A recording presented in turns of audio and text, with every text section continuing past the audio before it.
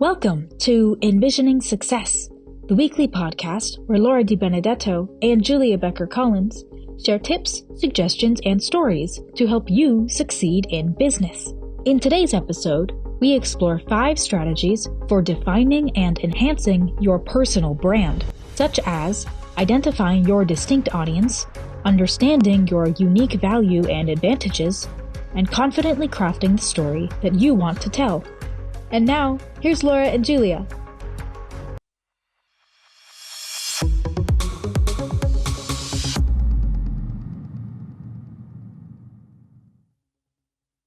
Hey everybody, welcome to another exciting episode of enVisioning Success. I am Laura Di Benedetto and I am joined by the lovely and usually talented Julia Becker-Collins. Usually? Wow. You're tired today. We're starting out hot today. All right. Hey, we're both punchy today. It's all good. I feel like we just do these episodes when we're punchy. Frankly, I'm glad that we do because it makes them a hell of a lot more fun. So, you know what? This is really on topic because today we're going to be talking about how to build your personal brand.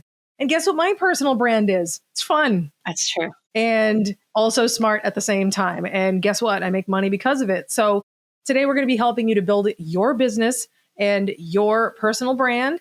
And it's going to be a really exciting topic.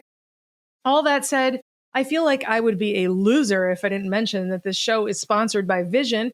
We are celebrating 25, count them, you can cut me in half and count the rings, 25 years of this company kicking butt for people in marketing. And I'm really excited about that. We help businesses get more customers, period, short and simple. So, hi, Julia.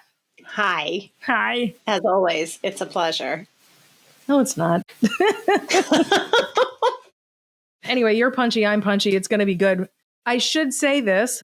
We were recently told, as recently as 20 minutes ago, that our podcast is high quality and it's cool. Or was it good? I think you're really asking. Maybe do I just want to be cool? I'm too old to be cool. That's what I'm going to say. Yep. But I think smart and high quality would be an apt descriptor. Yes. Pat yourself on the back. I'm going to also pat myself. Do it. On the back. If you're watching us on YouTube, you can see us make a fool of ourselves, or you can just listen to us make a fool of ourselves. Don't care. I said what I said. So, anywho, let's talk about what personal branding is. It is the brand of your person. It is the brand of you. So it is how people know you.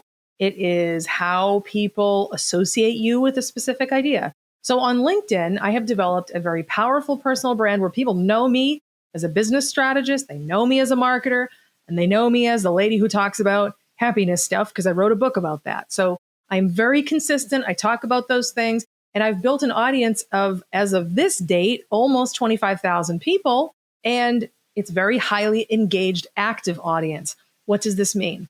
This means that personal brands get you a lot of eyeballs. If you do it right, and some people do, most people don't, they can leverage those eyeballs and turn them into dollars. So this episode is going to help you do that. I appreciate the comment about most people not doing it correct, because I feel like that's the theme of most of our episodes. Yeah. We should just rename the show like, don't do that. Right. Bad idea. No. Yeah, right. No, bad. Stop it. Bad. Just squirt them with a bottle. Stop it.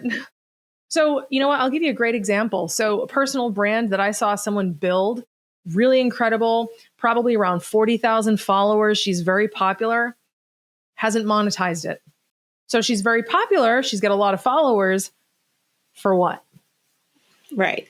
Like, I mean, we've said this multiple times. I am not cool. Julia, you just confessed you're not cool either. So we're just sitting in the loser bench, but the losers over here are making money. So right. Like, it's not high school. I don't need to be a cool kid. I'm good. Correct. And here's the thing about personal brands. People always equate a personal brand with being popular. Mm-hmm. You want to be popular. No, you don't. So you want to make money. And so you can have a ton of followers, but it's just a vanity metric unless you can actually convert that to buckage. And the way to do that is to create a really compelling narrative and actually know how to do things.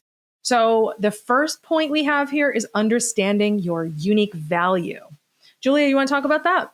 Yeah. Also, I want to recognize the excellent use of vanity metric. Solid term, Laura. Pat yourself on the back. I love me a $5 term. That one is excellent. Love industry jargon. It's hot. It's a good one, though. It's not overused like synergy. Or paradigm. Oh, God, kill me. Okay. Today on enVisioning Success, Julia and Laura's red flags. Can we talk about the paradigm of understanding your unique value? Vomit. Okay. So, understanding your unique value as it relates to personal branding, you want to think about what makes you, the individual, different and valuable in your field, in where you have expertise, what skills or experiences make you stand out. I would also add to that what visually makes you stand out. And it could be that you, like me, have a recognizable haircut. It could be that you wear specific types of clothing and jewelry. Personal branding can also be the visual aspects. But, part of that is, people can know me as the lady with the crazy red hair, but it's really helpful if they know me as the marketing expert with the crazy red hair. Correct. Absolutely. You know what? I have to add to that. It's perhaps one of the most, lucrative aspects of your unique value is your you-ness. Mm-hmm. The thing that your parents would probably tell you, pipe down, shut up. No, don't do that. So take everything that is authentic to you and put it on display. Use your personality, use your opinions, use your thoughts. Criticize things, but, eloquently. There's so many ways for you to understand that you are unique. And I think one of the biggest mistakes, and Julia, I know you're going to agree with me, is people try to blend in. Remember wanting to do that in the second grade? No. Stop trying to blend in with the wallpaper. Your job is to stand out, be the different person, because that's how you build a brand. And you don't do it by behaving. Right. And the other side of that is, we have said this over and over again on a multitude of episodes. Don't try to be everything to everyone. You shouldn't appeal to everyone. You shouldn't be for everyone. You shouldn't be everyone's cup of tea. And that's okay. Part of that is your personal brand, who you attract, who is excited about what you have to say, etc. And the other side of that is you shouldn't try to do what everybody else is doing just because you think, oh, that's the industry standard. That's not going to set you apart. That doesn't make you exciting and interesting and have that personal brand that people go, oh, she's the ABC. Yeah, exactly. What's point number 2? Point number 2 is define your audience. Who do you want to notice your brand? This goes back to ideal client profile or avatar, not the big blue people that we have been beating the dead horse dead again about since episode number 1. Really, who is your ideal audience? Who do you want to notice your, haircut, jewelry, expertise, how you talk about something, the way you explain it, etc. Knowing your audience will guide what kind of content you share and how you interact on social platforms. And, to be clear, like this, it could be that you're speaking to a different audience on your personal platforms versus your professional platforms, but both of them have specific audiences. And that's good and okay. Absolutely. And you know what? This isn't part of the bullet points, but this one's going to be a nice little bonus thing for you. Everybody always makes the mistake of trying to appeal to the anybodies and the everybody's. Stop doing that because you're not memorable. You're boring. Don't be boring. Stand out. Be different. Swim upstream when everybody's going downstream. Like, you don't want to be so well-behaved and so just obedient and going with the flow that nobody notices you. The whole point is to be a thought leader, not a thought follower, and making sure that your audience is getting what they want. Right. So knowing your audience is huge. Knowing your avatar, ideal customer profile, whatever, You can skip back about 30 episodes, go back in the archives and find it. There's a beautiful 4-episode arc where we talk about nothing but avatar building. I mean, listen, we went hard. So we gave away a lot of great information. So please go back and listen to that. There's tons and tons of value there for you. I agree. Laura, what is number 3? Number 3, dun, dun, dun, craft your story. So remember Aesop's fables? Mm-hmm. Remember Grimm's fairy tales? Oh, of course. Which are so creepy.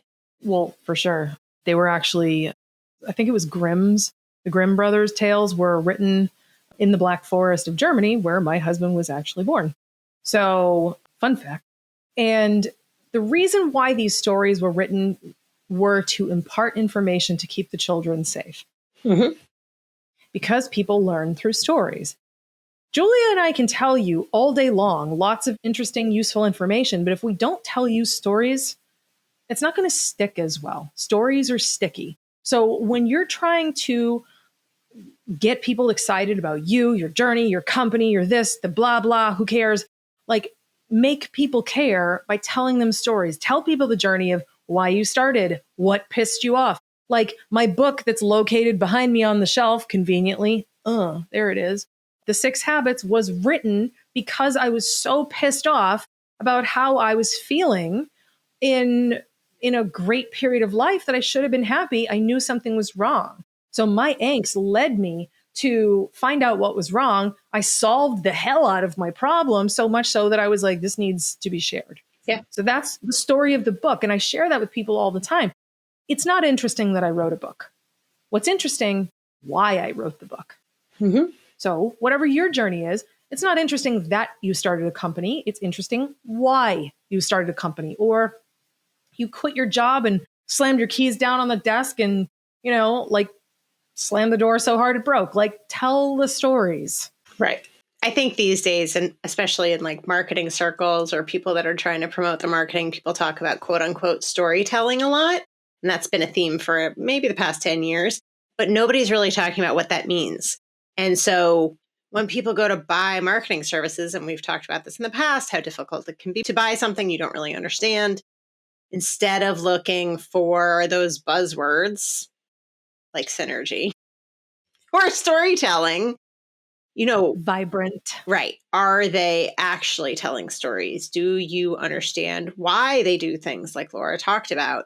Do you understand how they do things? Do you have a good sense of who they are, their personal brand, right? Like Laura and I try to really have our personalities come through in not only this podcast, but in all the marketing we do for the company.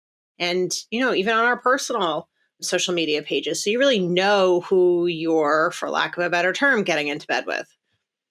Dealing with would have worked. We have the explicit tag on the podcast. I feel like I should lean into it a little. Hop in bed with Julia. That's true. No, I'm going to go no on that one.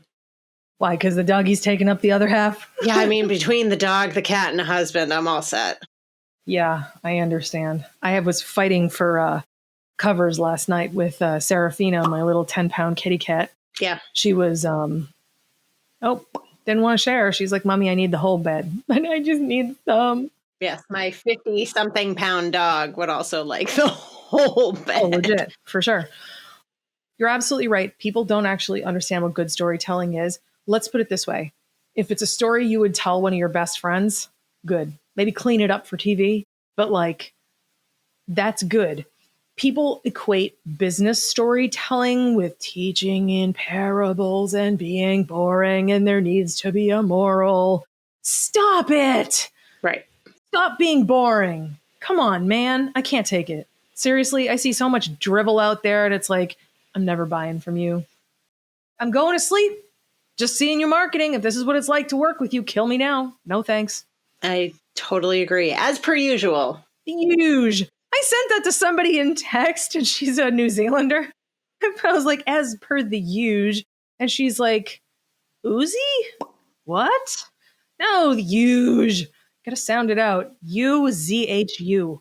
No, U-Z-H-E. Huge. Oh my God. That's not jargon. That's some bullshit.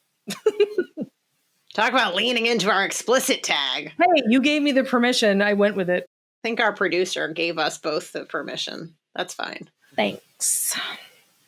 What is number 4, Laura? All right, guys, you're going to hate this one, but it's like going to the gym or eating right. You have to be consistent. Mm-hmm. Sure, you could take a day off now and then. Absolutely. But what you do 30 days out of 31 matters more than the one. So you can't just post and ghost. You can't just like post stuff and expect that, oh my gosh, this is so amazing. We love her. She's so great. No, people will not be fawning over you if you don't show up. You have to actually be consistent. You have to be consistent in your posting, be consistent in your replies to comments. You have to be consistent in the way you talk, the colors that you use, the styles that you use, the quality of your content, but also your themes. You have to be very specific around your subject material. So you need to think about content pillars. You generally want to have between 5 to 7 things that you consistently talk about, and that's all you talk about. If you start talking about the anythings and everythings that's in your head, you confuse people and people cannot figure out your personal brand and how they relate to it. Yeah. We've said this in other episodes. You have to meet your customers where they are. If you confuse them, you will fail at that. You are hitting on a very important part. Don't confuse the customer. I know. Simplify, simplify, simplify. Please, base level. I think people are smart, but I also think that most people, when they're trying to buy something or they're trying to understand what the brand is talking about, will never know as much as the person behind the brand. So you have to keep remembering to speak to them in the way that they understand things, which goes back to our previous episodes of speaking your avatar's language.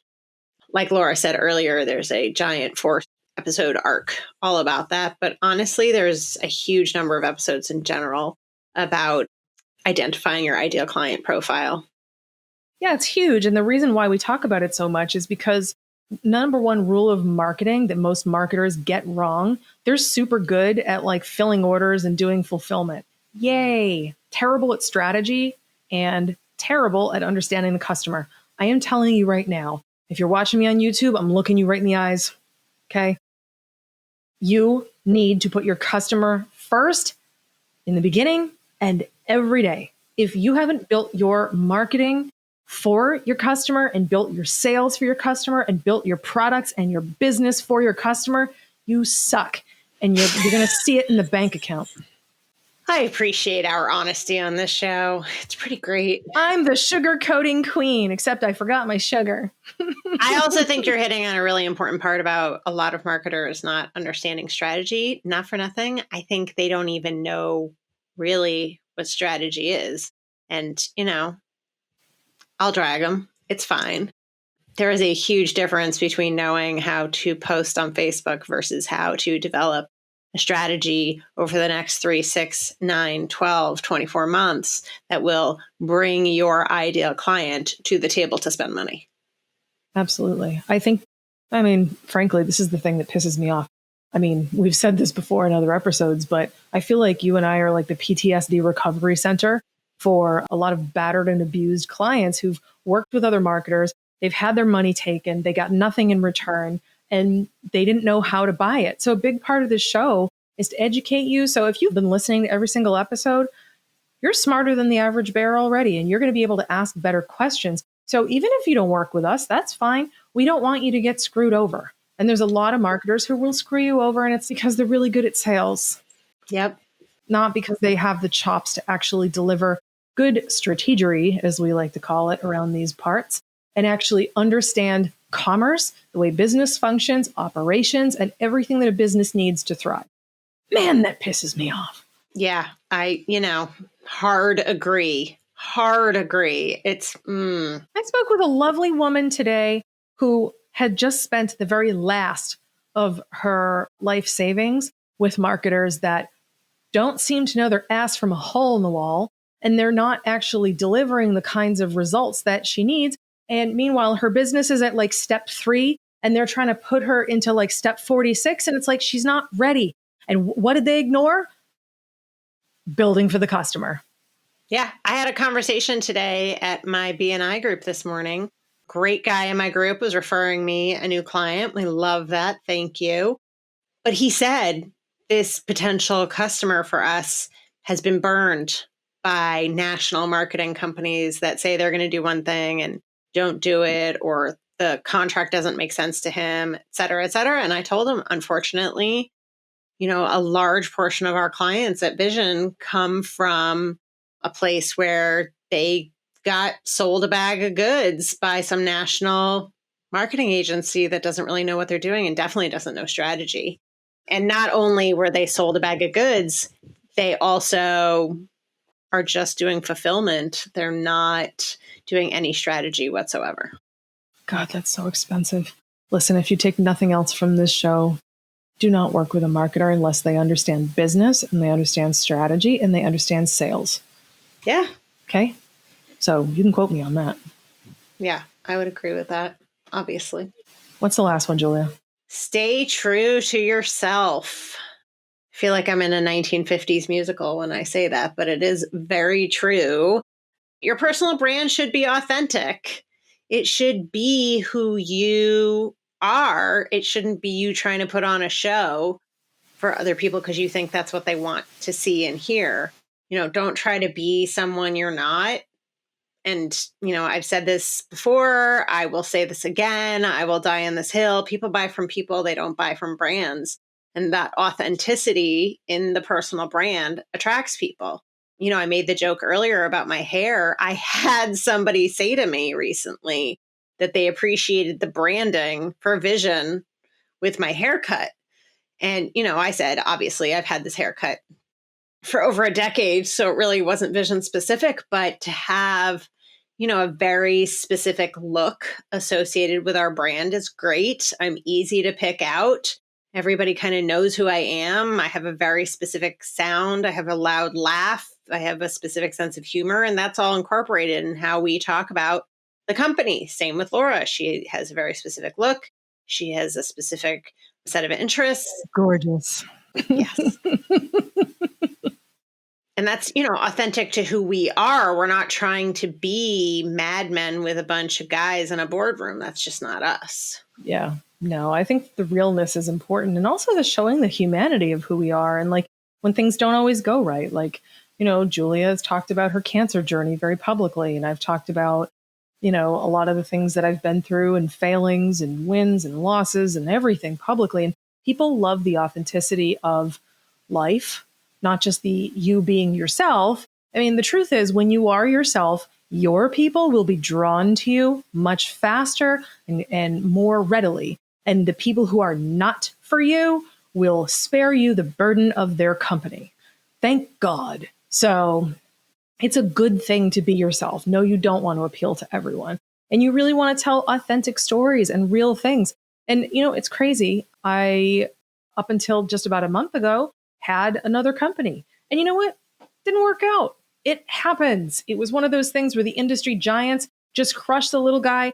I know everybody in the world always wants to believe in the Disney fairy tales and David always beating Goliath, but sometimes Goliath has a big friggin' shoe and squashes David. Mm-hmm. And that's what happened. And you know what? I don't have big feelings about it. I was incredibly transparent about it. And guess who had a deluge of opportunity flooding to my doorway?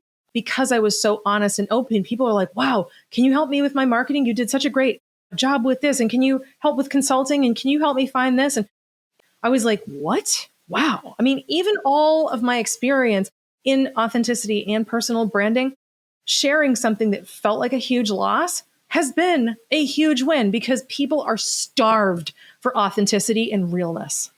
Yeah, agreed. Absolutely. Cool. So let's stick a bow on this one. Thank you for being here. We are going to be talking about LinkedIn in the next episode and how to leverage it to sell. I ought to know in 1 year, I was able to pull $750,000 off of the platform, and you can too. So I'm going to share some of my best tips and tricks with you. Julia is going to share some of her wisdom as well. It's going to be a great episode. Head to our website. It's in the show notes. Don't miss out. If you have questions, ask. But if you would like a marketer who actually knows what they're doing, we are here for you.